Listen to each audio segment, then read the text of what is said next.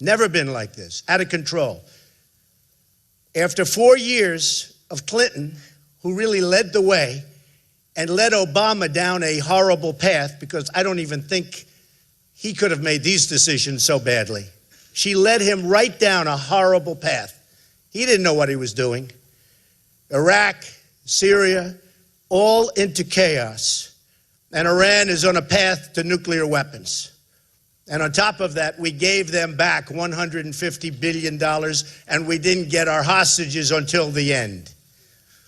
Now we're seeing unrest in Turkey, a further demonstration of the failures of Obama-Clinton. You just have to look. Every single thing they touched has turned to horrible, horrible, death-defying problems. We also need to bring back, in this country, because we see what happened, our industry, our manufacturing, our jobs. They've been taken away like we're babies, taken away. And we're going to bring them back. I found the leader who will help us deliver a safe society and a prosperous, really prosperous society for all Americans.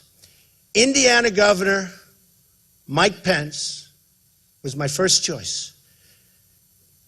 I've admired the work he's done, especially in the state of Indiana, and I'm going to go over some of those accomplishments in just a minute. But I also admire the fact that he fights for the people, and he's going to fight for you. He is a solid, solid person.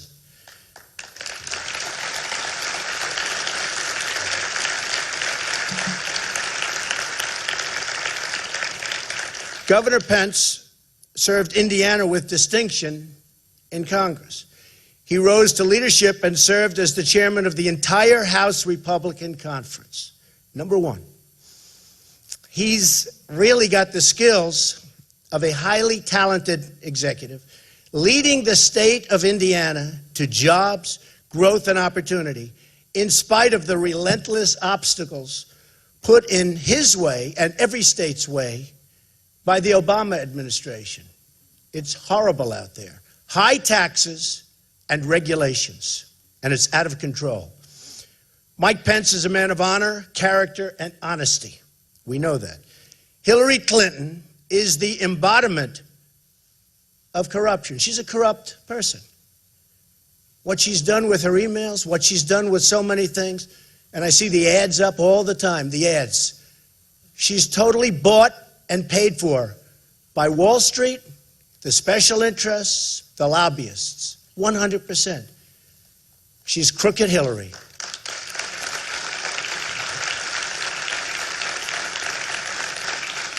And I think that while she got away with murder, in fact, I think it might be her greatest accomplishment, escaping the recent scandal and her lies and the loss of 33,000 emails. But it wasn't a loss. She discarded. That in itself is a major crime. Other people have been paying tremendous prices for what they've done, which is peanuts compared to what happened with Hillary Clinton. 33,000 emails are missing, and that's okay. Didn't give them to the FBI. Didn't give them to the Attorney General, and that's okay. Wipes her server clean, that's okay. These are crimes. These are crimes. And how she got away with it, I think I understand it, but I think a lot of people don't. But I do believe, while she didn't pay the price she should have paid, she's going to pay that price when November 8th rolls around. She's going to pay it at the polls. I believe that. On top of everything else, Hillary made $21.6 million giving speeches to special interests in a short period of time. She's totally owned by Wall Street. We believe in Americanism. She believes in globalism. And it's not that she believes in it. The people that give her all of this money believe in it. And she'll believe in whatever they want her to believe. Believe me, that's it. What a difference. between crooked Hillary Clinton and Mike Pence. Mike Pence will never be afraid to speak the name of our enemy. Radical Islam, radical Islamic terrorism. You saw it the other day with the truck screaming out the window. You heard what he was screaming out the window. You saw it in San Bernardino. You saw it at the World Trade Center. You saw it in Orlando. How horrible was that? You saw it in Paris. You see it all over. And Hillary is a weak person. We are the law and order candidates. And with the law and order party, we're going to change things around. There's going to be respect again for law and order.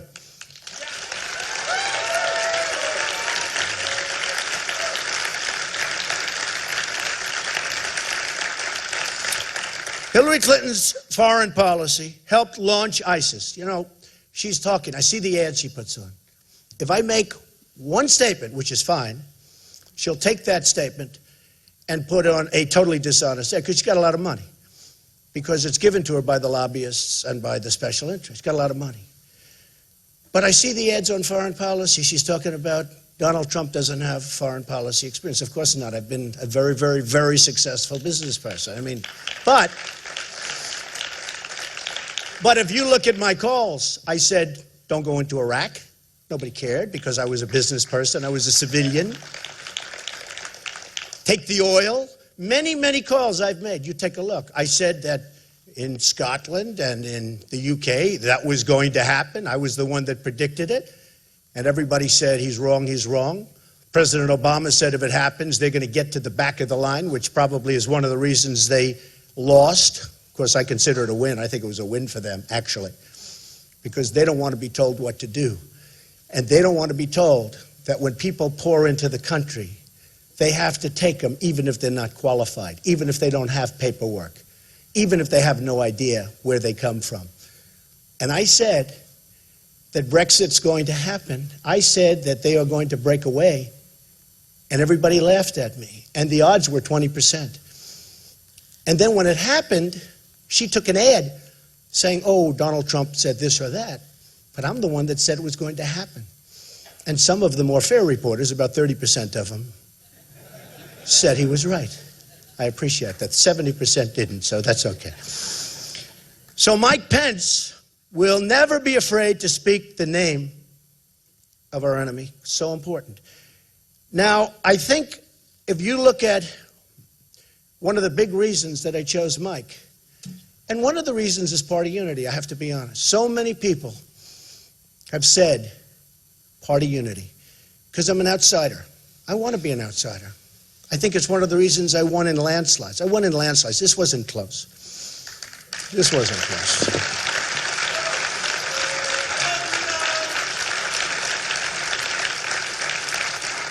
No, this wasn't close. This was in the history of the Republican Party. History. With 17 people running. You have to understand. Other people ran against 1, 2, and 3. With 17, we got, I say we because I'm the messenger. I'm a messenger. I'm doing a good job, but I'm a messenger. We got almost 14 million votes. That's more than any other person in the history of the Republican Party in the primary system running for president. And think of it. That's more than Ronald Reagan, who we love. That's more than Richard Nixon. It's more than Dwight D. Eisenhower. You know, he won the Second World War, in all fairness. It's pretty good. It's more than the Bushes, but I mean by a lot. I don't mean by little. But that's with 17 people. People don't oversay that. That means our message is unbelievable. And I want to thank all of the loyal people, because I have such loyal, unbelievable people, and they displayed that just yesterday in Cleveland, where it's going to be so amazing. But they displayed it. It was on display, where we had this group of people, who many of whom I've known. And I won't say, because for party unity, I'll say they're wonderful people, okay? Never Trump, they said. Never Trump, never Trump. Oh, we're going to win. They got crushed, and they got crushed immediately, because people want what we're saying to happen. They're tired of a country that has horrible trade deals, that has no borders, that has taxes that are through the roof, highest taxed nation just about in the world, that has regulations that don't allow you to start a business and destroy your business if you do start. And by the way, speaking of destroying businesses, we're going to take care of the miners, and we're going to take care of the steel workers. We're going to put them back to work. So they're very tired of it. But I want to thank all of those people, that delegates that were on the different committees, because boy, was that something. Did we show them something? And unfortunately, the vote was very late. But essentially, we had 112 to 12. This was the vote that was going to put it onto the floor, and we're going to have a big fight. We're not going to have a fight. People agree with what they want the wall. They want the borders. They want these things to happen. And what we're doing that I'm so proud of, and nobody else would even think about doing it. I fought very hard for it. We'll call it the Johnson Amendment, where he took away from the evangelicals. And I want to thank the evangelicals, because without the evangelicals, I could not have won this nomination. The evangelicals have been unbelievable. I dominated with the evangelicals. A lot of people were surprised. They say, he's not perfect. But you know what? They know I'm going to get the job done, and they're really smart. And I said for the evangelicals that we're going to do something that nobody's even tried to do. You have the Johnson Amendment passed by Lyndon Johnson and his group, and he was a powerful president. He knew how to get things done. He got bogged down in a war that was a disaster, and it destroyed him. But he was a powerful president, and we call it the Johnson Amendment, where you are just absolutely shunned if you're evangelical, if you want to talk religion. You lose your tax-exempt status. We put into the platform, we're going to get rid of that horrible Johnson Amendment. And we're going to let evangelicals, we're going to let Christians and Jews and people of religion talk without being afraid to talk. I saw this. I had so many great leaders, so many times up to my office. The absolute top evangelical leaders, Christian leaders, Jewish leaders. Believe it or not, some Muslim leaders. People are going to be surprised to hear that. I had the top leaders up to my office. And I said, why is it that you're so powerful as an individual, and yet when you get out there, you're sort of timid? And they didn't know how to answer the question. And it took 2-3 meetings before I figured it out. One great, great gentleman that everybody knows, but whose name I will not reveal, said, Mr. Trump, we live in fear in our churches and our synagogues. We live in fear that we're going to lose our tax-exempt status if we say anything that's even slightly political. And I looked out the window. I was in Trump Tower, and I pointed to people walking down the street. I said, well, they have the right to speak, but you don't. That means they're more powerful than you are. We have to do something about it. How did it start? How did it start? And they said it started because of Lyndon Johnson, and he actually had a problem in Texas with a certain religious leader, and he did this, and he got it done. And we're going to undo it so that religious leaders in this country and those unbelievable people, and not because they backed me in such large numbers, but so that religion can again have a voice, because religion's voice has been taken away, and we're going to change that, okay? All right. Back to Mike Pence. So, one of the primary reasons I chose Mike was I looked at Indiana, and I won Indiana big. Remember, Indiana was going to be the firewall. That's where Trump was going down. They agreed I'd win New York, I'd win Pennsylvania, I'd win all these places. But Indiana was going to be the firewall. So I got to study Indiana. And I got to study New York and a lot of other places, and I saw how NAFTA, signed by Bill Clinton, has drained our manufacturing jobs. Just drained us like we've never been drained before. NAFTA, again, signed by Bill Clinton. NAFTA is the worst economic deal in the history of our country. Manufacturing down in some states 55, 60%. It's a horror show. Moving to Mexico, moving to other places. I have a friend who's a great builder. What he builds is plants. That's all he does is build plants. He doesn't build buildings. He builds plants. It's the biggest in the world, from what I hear. I said, how's business? I was with him the other day. How's business? He goes, unbelievable. I said, really? Wow, I'm surprised. Why is it unbelievable? Because I think of him as building in this country. He said, Donald, what we're doing in Mexico, you won't believe. I said, what do you mean? He said, we're building plants in Mexico, the likes of which we've never seen. I said, what about this country? Not much. Not much. That's the expression. He said exactly that. Not much. I said, but Mexico? He said, you've never seen anything like it. It's incredible. Folks, that's going to stop. We're going to go reverse it. We're going to bring our jobs back to this country. We can't be the stupid people anymore. Okay? And he was better than a pollster. He's better than a consultant. I'd say, how are we doing? And you get a big report that costs you millions of dollars. Doesn't cost me millions. Me, I give him $10,000, okay? Costs other people millions. Costs other campaigns millions to get a report. Every time they get a report, it's millions. But I'll tell you what, a guy like this is better than anybody you can hire to do a report. And he said it. He didn't say it from the standpoint of he's upset about it. Just fact. How are we doing? Unbelievable in Mexico. In fact, he actually said, I've never, ever seen anything like it. And if you look, Ford is building massive plants there instead of Michigan. We want them to build them in Michigan. They're going to build them in Michigan. And you know that I know how to do that. So easy. So easy. But they're not going to do, and they're not going to take advantage of us without retribution. There are consequences when you fire thousands of people and move to another country and then think you're going to make your product and sell it in here. There are consequences. And those consequences are going to keep companies in our country. It's very simple. And everybody here knows what the consequences are. But I won't say that because I'm much more interested right now in Mike.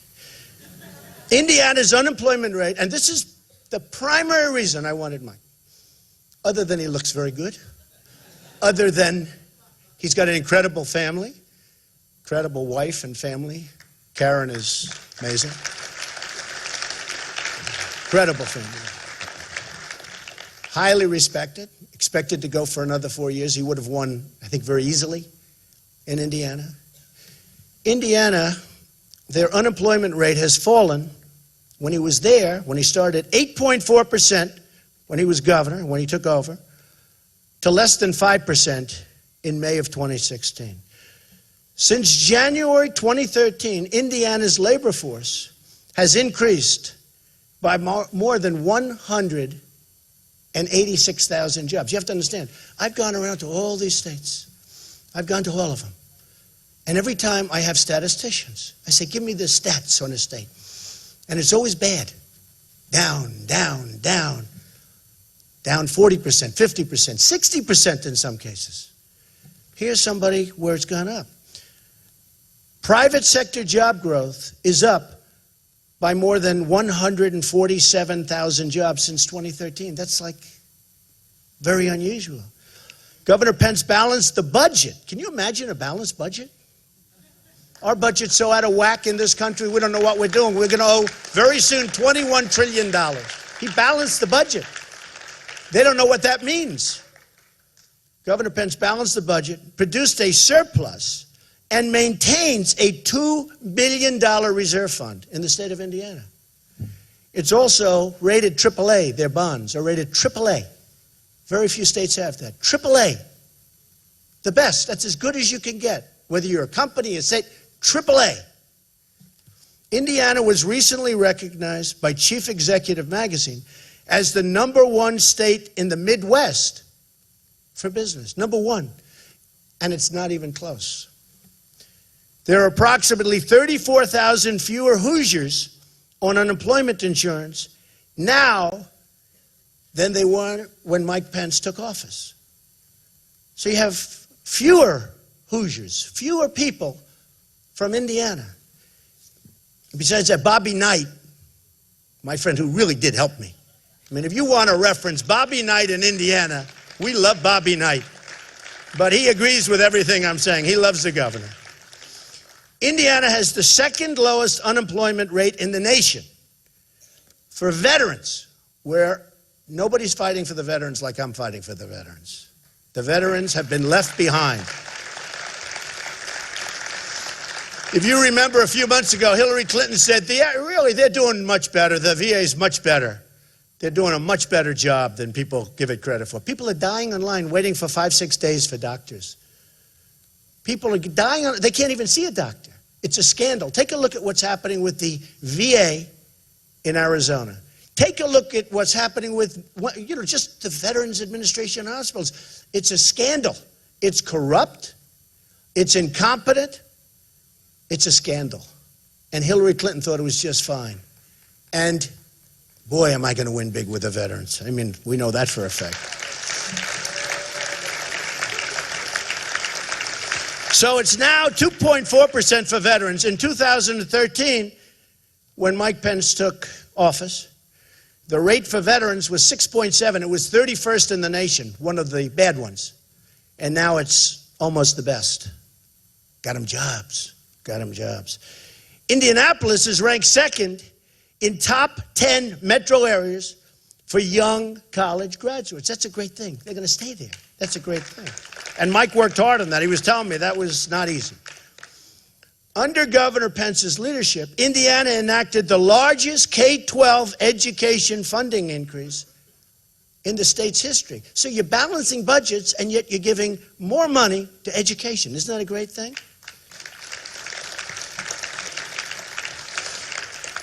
Indiana has just about the largest school choice program in America. School choice is where it's at, folks. You want to get your schools better. You've got to get rid of Common Core fast. Governor Pence enacted the largest income tax cut in the state's history. Think of that. We're cutting taxes and balancing budgets. And along with corporate tax reform, just about #1 in the country. CNBC ranked Indiana first in the nation for its infrastructure. So with all of these cuts and all of these balancing budgets, we're spending more money on education, and the infrastructure is kept up. That had so much, look, as a builder, nobody in the history of this country has ever known so much about infrastructure as Donald Trump. I build infrastructure. Do I know how to build a wall? Do I know how to build infrastructure? You know, it's very interesting. We're building, I won which is pretty amazing in the Obama administration, but I won the right to have the old post office building on Pennsylvania Avenue, right near the White House. And it's an amazing, probably the best location, one of the most sought after projects in the history of the GSA, General Services. And I really like what's happened. We're going to have an opening very soon. Ivanka and Eric and Don did a fantastic job on it. But I thought the other day, I was going over the numbers, we're under budget and about a year, actually more than a year. But we're a year ahead of schedule, and we're under budget substantially. And the quality of the work is even better than we originally were going to do. And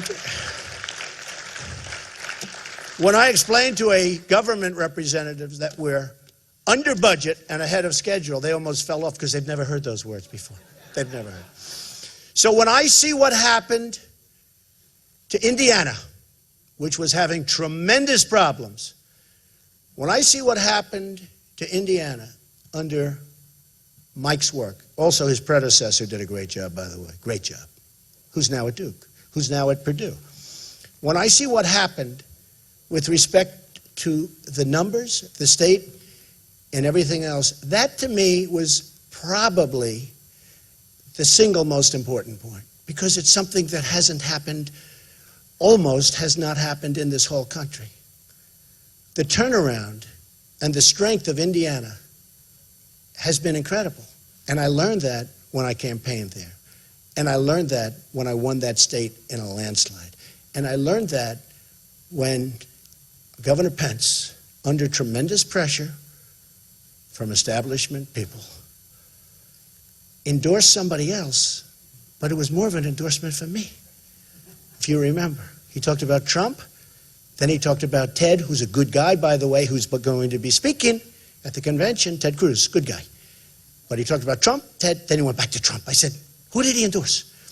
So even though he was under pressure, because I'm so, outside of the establishment, it was the single greatest non-endorsement I've ever had in my life, okay? I will tell you. So, with that, I would like to introduce a man who I truly believe will be outstanding in every way and will be the next Vice President of the United States, Governor Mike Pence. Thank you. Thank you, everybody. Thank you.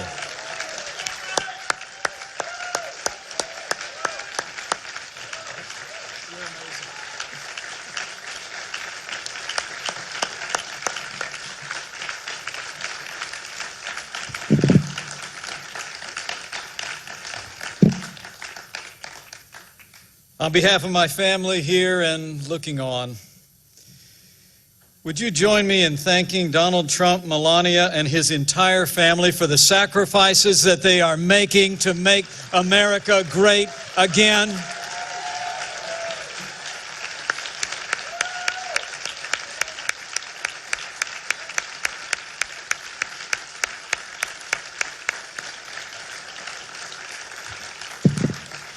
And I thank Donald Trump for the confidence you've placed in us. And I accept your invitation to run and serve as Vice President of the United States of America.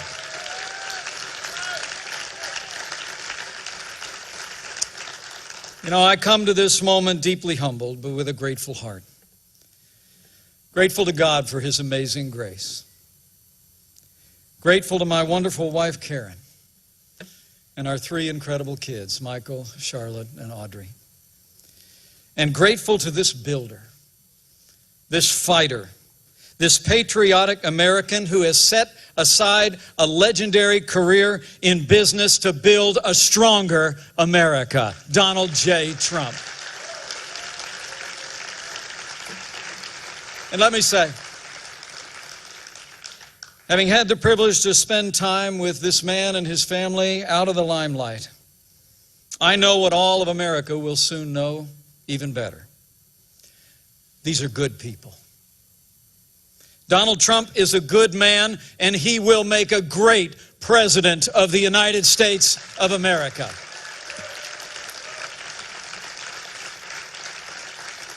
Donald Trump understands the frustrations and the hopes of the American people like no leader since Ronald Reagan. The American people are tired. We're tired of being told. We're tired of being told that this is as good as it gets. We're tired of having politicians in both parties in Washington, D.C. tell us we'll get to those problems tomorrow. And as Ronald Reagan said, we're tired of being told that a little intellectual elite in a far distant capital can plan our lives better for us than we can plan them for ourselves. Donald Trump gets it, and he understands the American people.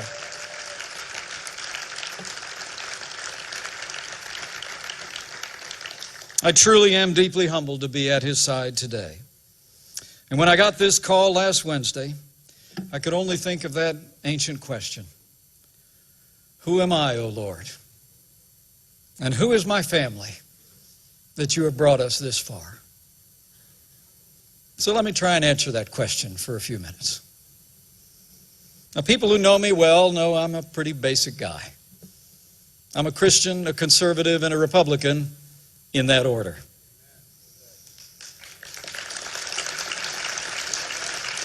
Now, while I currently have the privilege of serving the state that I love, I'm really just a small town boy who grew up in southern Indiana with a big family and a cornfield in the backyard.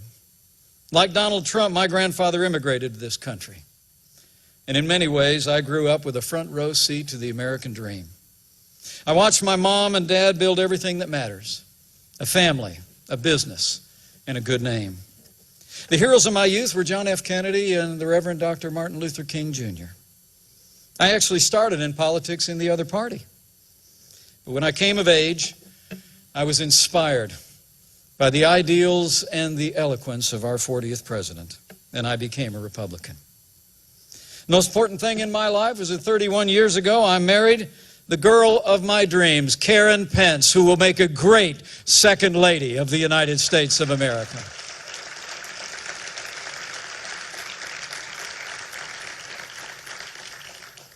And while this office is an extraordinary office to which to aspire, the highest role I will ever play is DAD.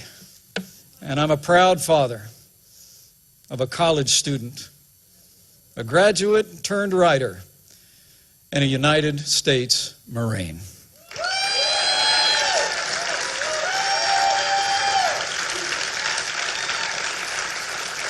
You know, my career, I ran for Congress before the Republican Revolution, led by Newt Gingrich in 1994. I wasn't successful. By the time I got elected to Washington, D.C., sometimes I felt like I was elected after it was over. From almost my first day in Congress, I found myself battling the big spenders in both political parties. Whether opposing No Child Left Behind, the prescription entitlement, or the Wall Street bailout, I fought every single day for taxpayers and fiscal responsibility when I was a member of the Congress of the United States. And after the Republicans lost the Congress in 2006, I was actually unanimously elected to serve in leadership. And we fought back against the Nancy Pelosi Congress. We opposed Obamacare. We opposed their tax increases. We opposed their cap and trade. And I was part of the team that won the Congress back from Democrat control in 2010.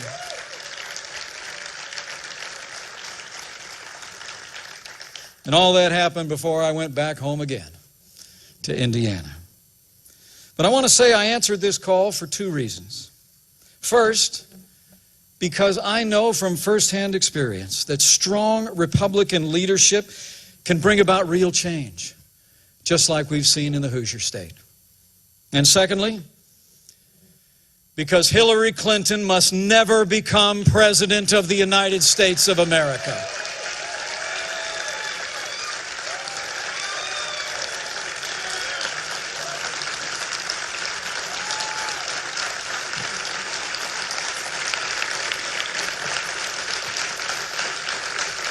Now,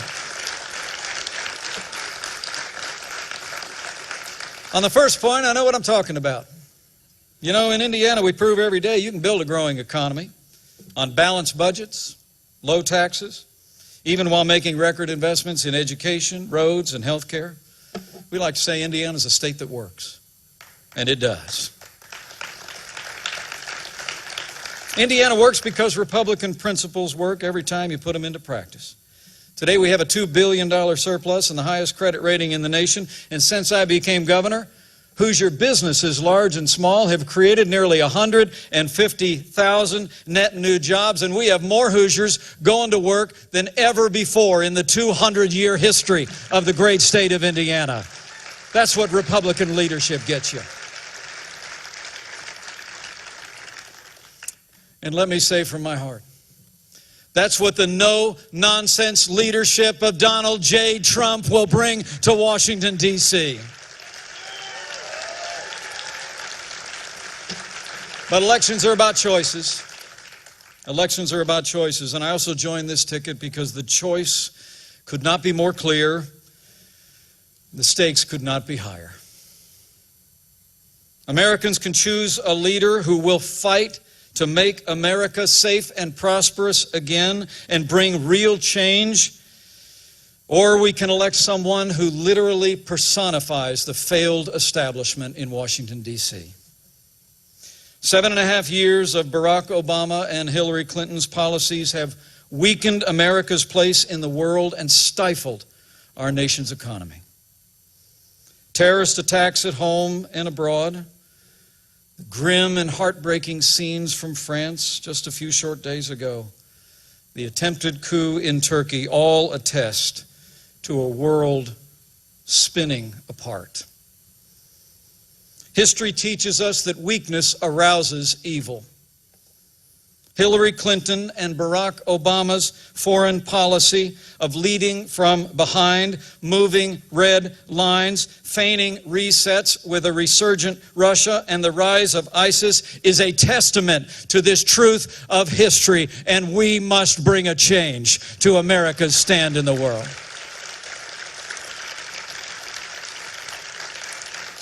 We cannot have 4 more years apologizing to our enemies and abandoning our friends. America needs to be strong for the world to be safe. On the world stage, Donald Trump will lead from strength. He will rebuild the arsenal of democracy, stand with our allies, and hunt down and destroy the enemies of our freedom. And at home, the choice is just as clear. Where Donald Trump wants to cut taxes, Hillary Clinton plans to raise taxes on working families, small businesses, and family farms.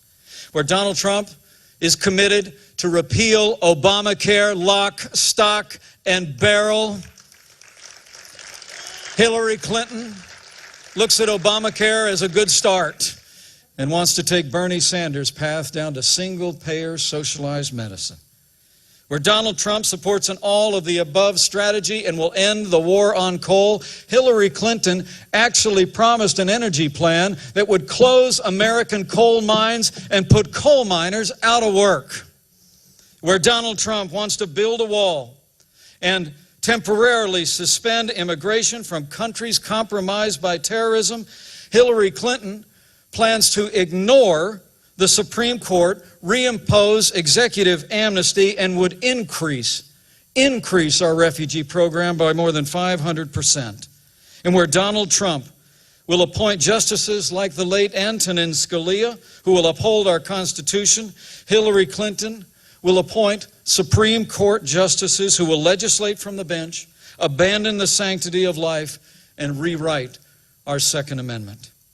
To every American who shares our convictions, I say to you, join us.